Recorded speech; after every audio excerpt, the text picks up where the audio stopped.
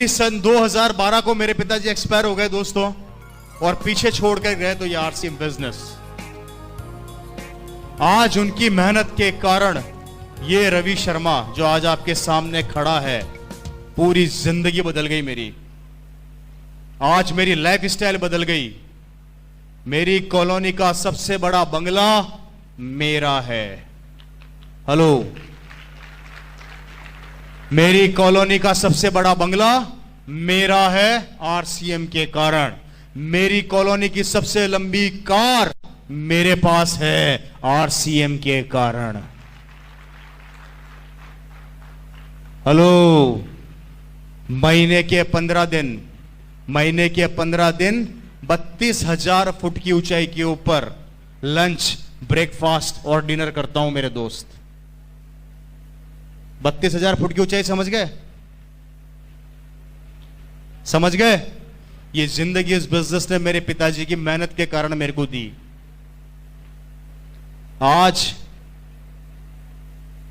जब अपनी कॉलोनी से अपनी लंबी कार लेके निकलता हूं तो पड़ोस वाले अंकल अपने बेटे को थप्पड़ मार के बोलते हैं कि तूने जिंदगी में क्या किया, इस रवि को देख कितनी लंबी कार में घूम रहा है। तो पड़ोस वाला बेटा अपने पापा को बोलता है कि पिताजी थप्पड़ तो मार दी, बहुत अच्छी बात है। आज से लगभग 16 साल पहले इसके पापा आरसीएम बताने आए थे। जब समझ में नहीं आया था क्या, तब समझ में आ जाता तो आज मैं भी कार में घूम रहा होता। इस बात से यह समझाना चाहता हूं कि आज अगर आरसीएम समझ में आ गया तो भविष्य में आपका बेटा कार में घूमेगा। लेकिन अगर आज आरसीएम समझ में नहीं आया तो याद रखना, किसी की लंबी गाड़ी देखोगे और अपने बेटे को यही कहोगे कि तेरे पापा के पास भी आरसीएम आया था, तेरे पापा ने नहीं किया, उसके पापा ने कर लिया, आज उसकी जिंदगी बदल गई, वो लंबी कार में घूम रहा है। मेरे भाई, ये आज मेरी कॉलोनी के अंदर होता है। मेरी कॉलोनी का सबसे बड़ा बंगला मेरा है, सबसे लंबी गाड़ी मेरे पास है। जिंदगी बदल के रह गई। लेकिन आज पड़ोसी वही काम कर रहा है जो पिछले 16-17 साल पहले करता था। आज भी नौकरी पर जाता है और नौकरी से आता है। और हम 15 दिन काम करते हैं और 15 दिन आराम करते हैं। यह है आरसीएम बिजनेस की ताकत, जो आपकी जिंदगी को बदल के रख देती है मेरे दोस्त। बताइए, डिसीजन लेना चाहिए या नहीं लेना चाहिए? काम करना चाहिए या नहीं करना चाहिए? नहीं करोगे तो करोगे क्या? आप बता दो। आरसीएम नहीं करोगे तो क्या करोगे? जो कर रहे हो वही करोगे, राइट? और जो कर रहे हो उससे जिंदगी बदलती है तो मैं खुद कहता हूं आरसीएम मत करो। लेकिन अगर उससे जिंदगी नहीं बदलती है तो मैं कहता हूं कि आरसीएम कर लो। खोने के लिए कुछ नहीं है, पाने के लिए बहुत कुछ है। आपको करोड़ों रुपए नहीं लगाने, आपको अरबों रुपए नहीं लगाने, आपको कुछ भी नहीं लगाना, आपको डिसीजन बदलना है। मेरे दोस्तों, बचपन से हल्दी, धनिया, मिर्ची, तेल खाते आ रहे हैं। बचपन से हमने खरीदा, हमारे से पहले हमारे दादा ने खरीदा, उनके परदादा ने खरीदा।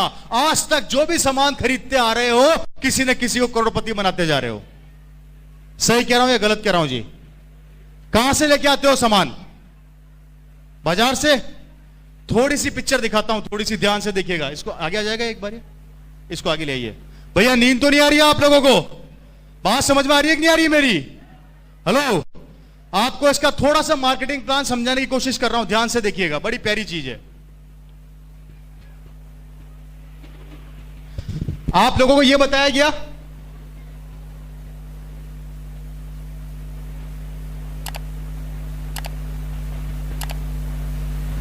ऐसे बताते हैं हम लोग, यही बताते हैं जी। 5 रुपए की चीज बनी, 10 रुपए में मार्केट में बिक गई, यही बताते हैं हम लोग। 5 रुपए बिचौलियों के पास चला गया, यही बताते हैं हम लोग। थोड़ा ध्यान से देखिएगा, थोड़ा ध्यान से। हमारे देश की आबादी कितनी है? 120 करोड़। थोड़ा ध्यान से देखिएगा। आपको इस 5 रुपए की ताकत को दिखा रहा हूं। ये 5 रुपया क्या काम करता है? हमारे देश की आबादी है 100 करोड़, राउंड फिगर में ले लेते हैं। आप रोज सुबह उठते हो, सब उठते हो, सबसे पहले क्या करते हो? ब्रश कहां से लाते हो? मार्केट से, बाजार से कितने रुपए का आता है? 20 रुपए का आता होगा। हेलो, 20 रुपए का आता है जी।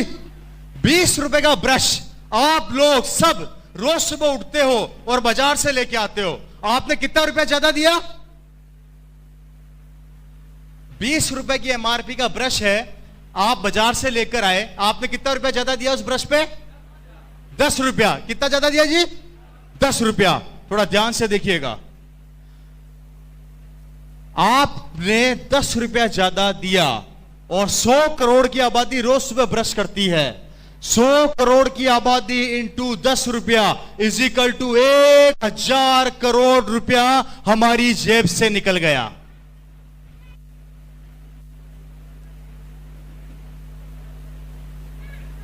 कैसा लगा? आप ब्रश खरीदा है तो उसके ऊपर क्या लगाओगे? पेस्ट। पेस्ट कहां से लेके आते हो? बाजार से। 30 रुपए का पेस्ट आता है, 15 रुपया ज्यादा दिया और वही 100 करोड़ की आबादी ने फिर ब्रश किया। 15 रुपया इजिकल टू 1500 करोड़ रुपया हमारी जेब से फिर निकल गया। कैसा लगा भाई? बात समझ में आ रही है कि नींद आ रही है भाई? है जी? आ रही है ना? कितना रुपया निकला? आप नहाते भी होंगे, साबुन कहां से लाते हो? फिर बाजार से लेके आते हो। मेरी बात को ध्यान से समझना मेरे भाई, हम सुबह से शाम तक कम से कम हजारों प्रोडक्ट बाजार से लेकर आते हैं, जिसका नतीजा देखो क्या होने वाला है। 100 करोड़ की आबादी साबुन बाजार से लेके आती है। अगर 20 रुपए का साबुन आता है तो आपने फिर 10 रुपया ज्यादा दिया, इजिकल टू 1000 करोड़ रुपया। इससे आगे नहीं बताऊंगा। अगर सारे दिन की कैलकुलेशन बता दी तो पागल हो जाओगे। आप सिर्फ उठे, आपने ब्रश किया, उस पे पेस्ट लगाया और नहाए, हमारी जेब से पैसा निकला लगभग 3500 करोड़ रुपया। और ये 3500 करोड़ रुपया निकल के इन बिचौलियों की जेब में चला गया, जिसका नतीजा है ये लोग बड़े बड़े बंगलों में रहते हैं, बड़ी बड़ी गाड़ियों में घूमते हैं, इनके बच्चे बड़ी बड़ी स्कूलों में पढ़ते हैं, ये लोग विदेशों की यात्रा करते हैं। गरीबी क्या होती है इन्हें नहीं पता होता। इनके बच्चे बड़ी बड़ी स्कूलों में जाते हैं, ये जिस चीज पे हाथ रखते हैं इनकी हो जाती है। और आप और मैं जो इनको ये करोड़ों रुपया देते हैं, यहीं पे पड़े पड़े सड़ते रहते हैं, मरते रहते हैं, समझौता करते रहते हैं, लोगों के आगे गिड़गिड़ाते रहते हैं, भीख मांगते रहते हैं, रिक्वेस्ट करते रहते हैं, उधार मांगते रहते हैं, लोन मांगते रहते हैं और लोन चुकाते चुकाते एक दिन भगवान को प्यारे हो जाते हैं। यह है हमारे मार्केट का कड़वा सत्य, जिसे हम नहीं समझना चाहते। कैसा लगा?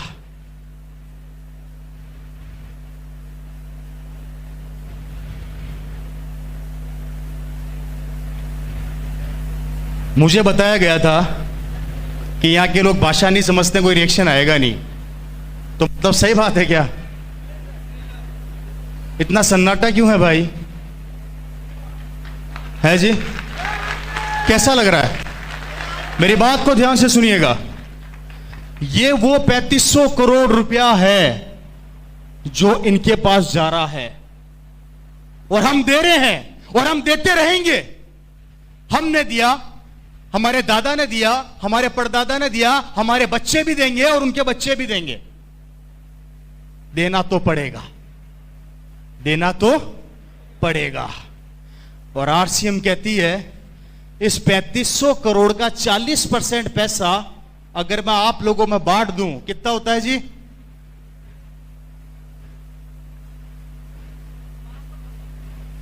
राउंड फिगर में ले लेते हैं 1200 करोड़ रुपया। ये 1200 करोड़ रुपया अगर आरसीएम हम लोगों में बांट देती है तो हमें कहा जाता है हम पागल बनाने आ गए हैं, और दुकान वालों को कहा जाता है कि वो पागल नहीं बना रहे हैं। अब दिमाग खुद लगा लो कि पागल कौन बना रहा है।